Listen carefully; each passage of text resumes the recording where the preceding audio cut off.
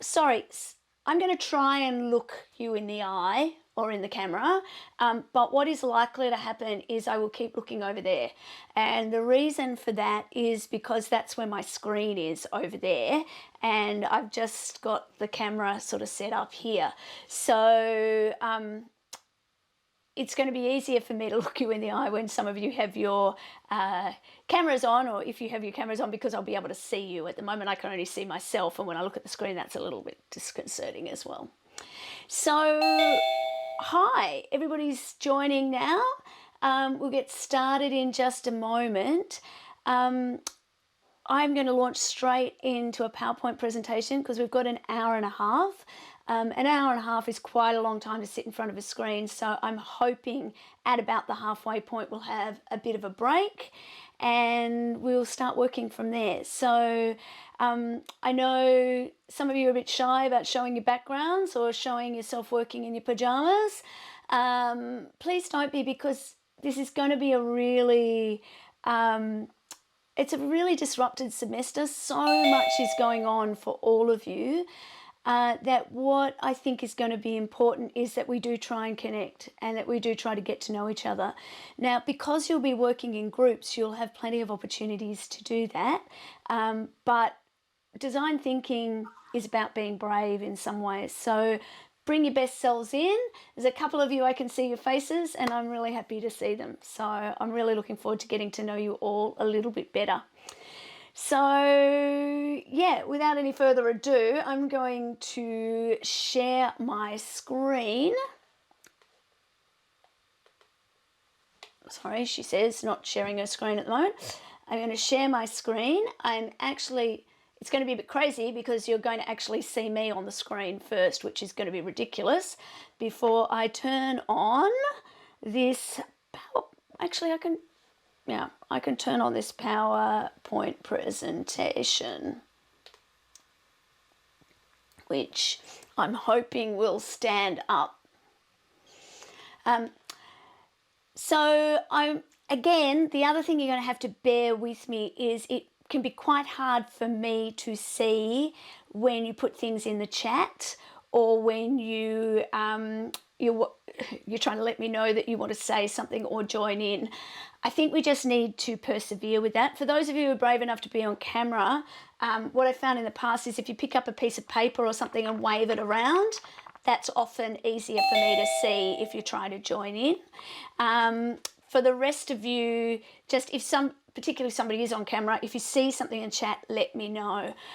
I don't know what the quality is going to be like.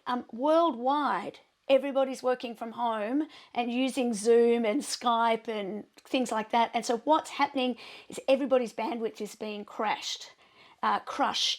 So one of the things I'm finding, I use this technology almost every day, and I'm finding that my meetings are just slower to connect and the quality isn't quite as good. So hopefully we'll be okay. One of the things I love about Vietnam, and let's face it, there are lots of things to love about Vietnam, but you have ubiquitous Wi-Fi. Like, it seems everywhere you go, you can connect, and which I think is really exciting. It's not quite the same here. So I'm starting from Australia. So a little bit of a kind of getting started, chatting away there. But what I want to do first is, before we do anything else, actually, so normally I wouldn't do this when I come to Vietnam, and I used to come to Vietnam quite regularly, but every time I start a class in Australia, I do this. So I'm standing on Australian soil, so I'm going to give you a little bit of an insight as to what that means. So before we start, I want to acknowledge the traditional owners of the land on which I stand. Australia has a culture that is 60,000 years or more old, and so when we start any kind of serious endeavour, we tend to, it's become more popular recently, to acknowledge the traditional owners of the land, and to remind ourselves that European people came to that land without invitation, and it was never seceded to us. And so where I'm standing right now, which is about 15 kilometres from the main campus of RMIT in Melbourne. The traditional owners are the Wurundjeri people of the Kulin Nation. They're also Woi Wurrung and Boon Wurrung language groups. And I want to pay my respects to traditional owners everywhere. One of the great things about Vietnam too is you have such a long and continuous culture, and culture is so important to the way of life of Vietnamese people. And I don't pretend to understand Vietnamese culture, and I will make mistakes. The more I spend with Vietnamese people and in Vietnam, the more I realise about things that I don't know, where I might inadvertently be rude to somebody or not listen in a way that's appropriate or not use the right kind of respectful language. And that's because I'm different, because I was brought up differently. And design thinking is all about trying to understand other people, which is what I love about it and what I'm looking forward to most about yet another group of people different from me. We also have, not everybody in the class is Vietnamese. We have a number of international students, some, if not all of whom, have gone home to where it is that they came from as international students. We also have expats living and working in Vietnam who've joined this program. I'm learning, I don't know yet enough about all of you. Excuse me from coughing. I'm already doing it when I'm speaking too much. I don't know enough about all of you yet, but one of the things I will be trying to do is make your groups as diverse as possible. So I'm not going to put all of the native English speakers in one group. I'm not going to let all the native German speakers in one group or all the people from Hanoi.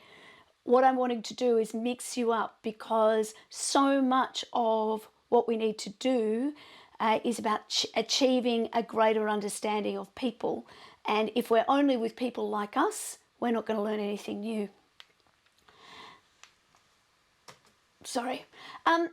Before we get too far in, oops, this is woken up now.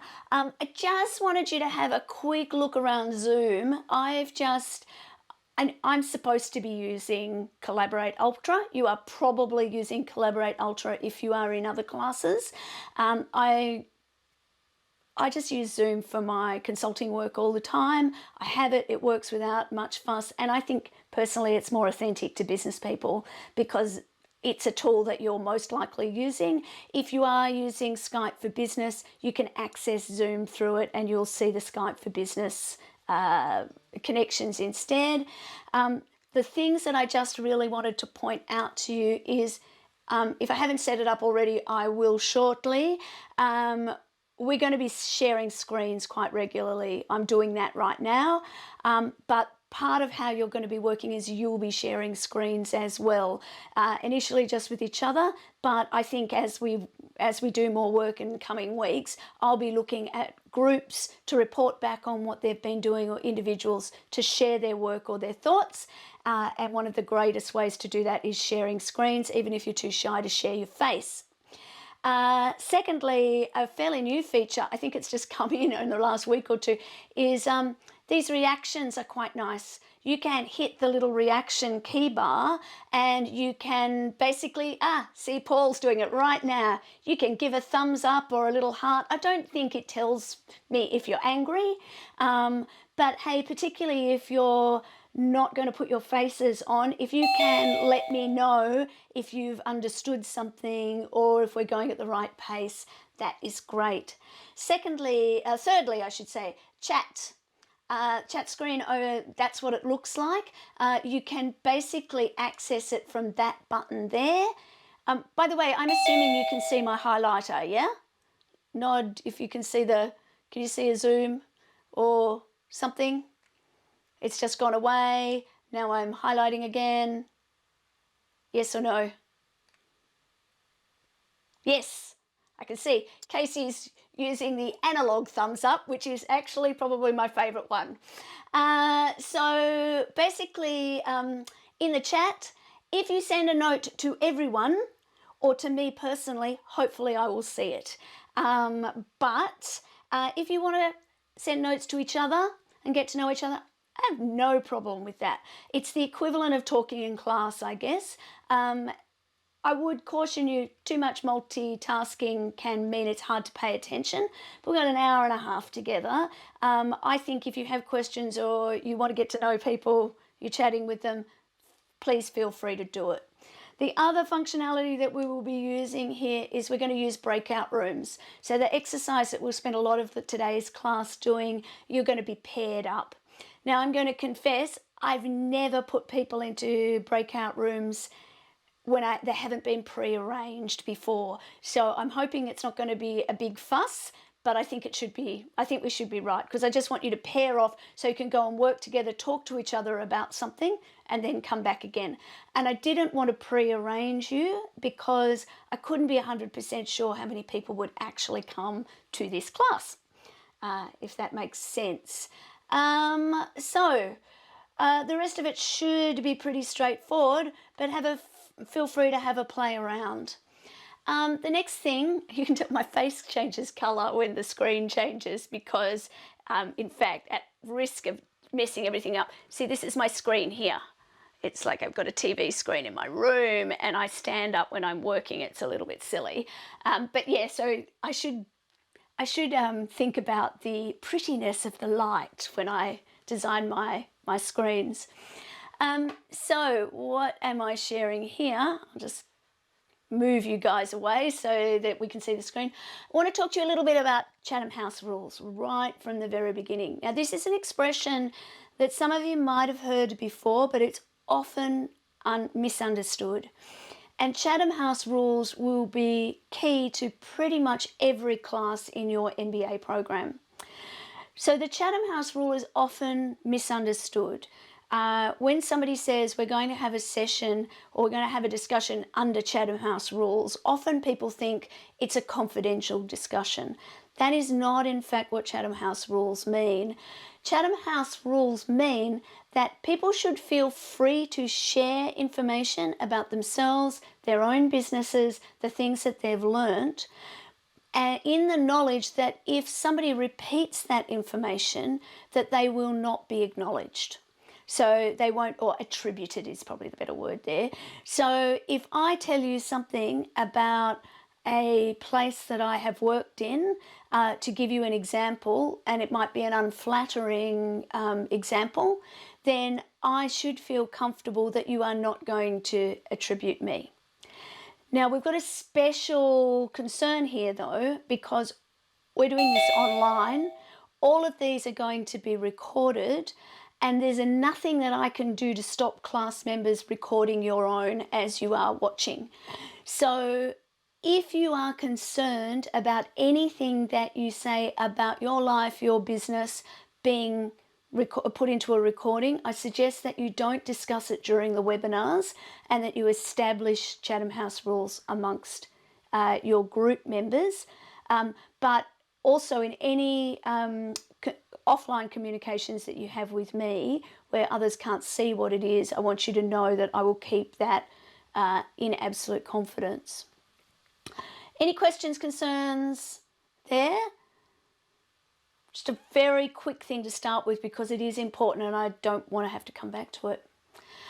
A couple of things before we start about the best way to work in this subject. Now, these are tips and pointers that I give in almost every class, modified slightly for this strange situation that we find ourselves in.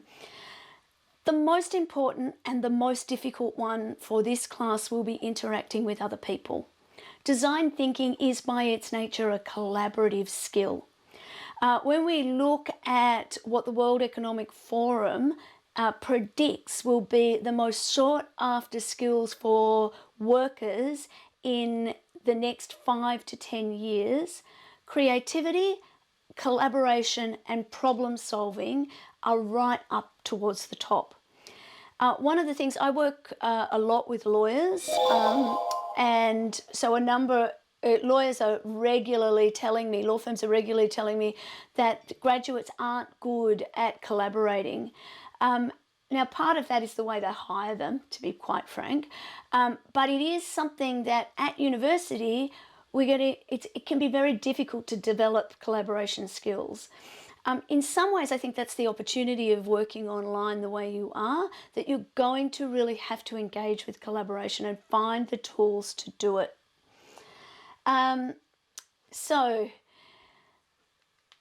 Next, you need to be prepared. Now, at the moment, it's been so confusing. There's so many emails going backwards and forwards. I get it that many of you will have thought, I just didn't even know what I needed to do. I hope I have been clear, but you had to have watched the videos or read the announcements in order to work out what it is that you needed to have done by now. The reality is, if you've got all of the topic 1 and 2 readings in the module completed, and by readings I also mean watching videos, doing activities, if you've got all of that done by the next time we meet, you will be in a really good position. Because the way that the course was designed, the intention was it'd be a whole lot of reading up front, and then a whole lot of activities all bounded together, and then we would go on step by step into the assignments.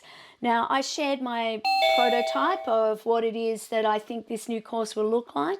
I didn't get much feedback in relation to it, so I've zoomed on ahead. But, you know, my personal mantra is rigid policy of absolute flexibility. There will be things that I haven't thought through. Because I'm not you and I'm not sitting in your shoes. Redesigning this course is a design thinking problem. So over the course of today, as we work through this exercise and what I have in store for you today, I want you to go back to that and think about it as a design thinker, collaborate with me and give me feedback about what's going to work and what's not going to work so we can adjust it, or I can explain to you why I can't make the changes. You will need to do research and reading. You need to do this for every class, and it means also starting to look and think about the world with the new knowledge and the new gifts that you get from doing a course like this. So as you're reading the paper, as you're thinking about the coronavirus problem, for example, you can apply the tools as we work through them and start to think about the world in a different way. You will learn more by doing than you will just by reading. And lastly, attend classes. And by that, now clearly I'm talking to you right now, you're attending, right? But I mean, when I say attend, whether that's actually in a live stream webinar or you're watching a recording later on, what I mean is bring your full self to it. Try and avoid other distractions. Try and give 100% of your attention to what's going on. Ask questions, participate. I get it that everybody participates in different ways. Some people find it very difficult to interrupt me or to disagree with me, and that's harder in this circumstance than it might otherwise be. But I want you to bring your best self if you can. So there's a lot of research that shows that bringing your best self, engaging 100% with the materials means that you will learn more. Now, I'm making a basic assumption here that you are doing this course, that you have enrolled in the program that you've enrolled in because you want to change your life in some way. You want to learn something that you didn't have before, or you want to be able to show the world that you have skills of a particular type. And so as long ago as 1933, an academic called Dewey, who is in fact famous for the Dewey Decimal System, which is the old way in which library books used to be catalogued. A library, for those of you who are very young, is like an analog internet. That's me trying to make a joke. Anyway, he did a lot of research into how people learn things, how they retain information. And it seems that the more engaged you are, the more you are actually doing things, the more you retain. The less you're doing, the less you retain. So if all you do is sit and listen to a lecture, chances are 24 hours later you will have only retained 5% of the information that was presented. Me, on the other hand, I get to win here. By giving you the lecture, I will retain 90% of what happened and what I learned. So you'll see my slides tend to be colourful, they tend to be animated, they tend to have stuff going on. I tend to be quite animated. I move my hands around a lot. I try and make you laugh. I try and do the things that I can to really get you as engaged and as interested in what is going on as I can. But there's actually only so much I can do. I can bring that maybe up to the 20% mark. It's when you engage with your collaborative learning network, when you take the information out of the classroom and think about how it applies in the real world, when you talk to your partner, your parents, your siblings, whoever it is that you're sharing a confined space with at the moment, that's when you will start to learn and retain more. So the more you engage, the more you're going to get out of this and all of the courses that you do. Now, this very busy slide, and it's going to get busier, was our original plan. So what I want to do now is just walk you very quickly through what the plan is for the coming, I've got about 8 webinars planned for you from memory, and over the next 8 weeks, what it is that you're going to be doing. So basically, where we're up to today is, whoops, hitting the buttons too quickly. So these little red things that I'm making here, they're supposed to be an indication of a webinar. And this is the first one today. Now, ideally, you will have actually started on these activities. Under our original plan, those activities were supposed to be done prior to our first class. But now, so that 9th of April date is now a couple of days before our 3rd class. And so I want you to bring, you need to submit by that same original date, but you're going to bring your examples. So printed out examples, you're going to have them with you at the webinar. And even if you're not there, I've asked for you to upload them to a Padlet. So just quickly actually, so the 1 and 2 webinars, they are effectively replacing what we would have been doing on the morning of the first day or the first day. So we're going to be introducing the what is stage of design, the design thinking process that we're going to follow, and we're going to start talking about our industry project, although we'll do a lot more of that after we've had our 3rd webinar. Basically then we'll have webinar 4 where we're going, which is going to replace what we had previously there, and we're going to be starting on our ideation process. Webinar 5 will come along and replace what we would have been doing on day 3. Webinar 6 is when we're going to have your group presentations. So in 6 weeks, you haven't even met them yet. I'm not even going to put the groups together until sometime in the coming weeks. You are going to be presenting online with a group of other people, and you're going to be presenting on the industry problem, your understanding of it, and your preliminary ideas for how you're going to solve it. Then in week 7, I'm probably at the webinar going to focus quite a lot more on report writing and some of it'll be assignment feed forward as much as anything. By the time we get to week 8, you're going to be talking about design thinking and strategy and doing that kind of content. Your group report will be due on the 17th of May now, so it's quite a long gap. And then a week later on the 24th, you'll have the major essay and also the annotated portfolio task. Now this week, you should expect sometime I will be releasing a video explaining the annotated portfolio task in more detail. But effectively, you will be doing the first half of that when you bring your traditional research map, your problem statement, your journey map, and your recording of your insights. You're going to be doing the first 25% of that task.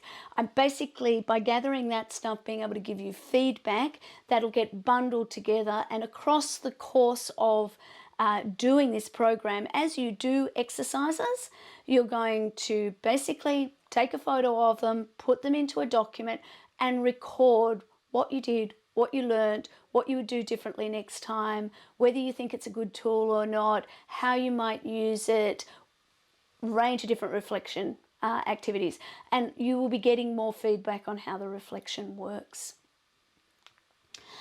Where am I up to here? So basically this is the new version of that slide that I gave you the other day. So I will share that after today. Again, I suggest that you take the old one. If you printed it out like I asked you to, take that one out, throw it away, and now you've got this slide as your journey map for the rest of the semester.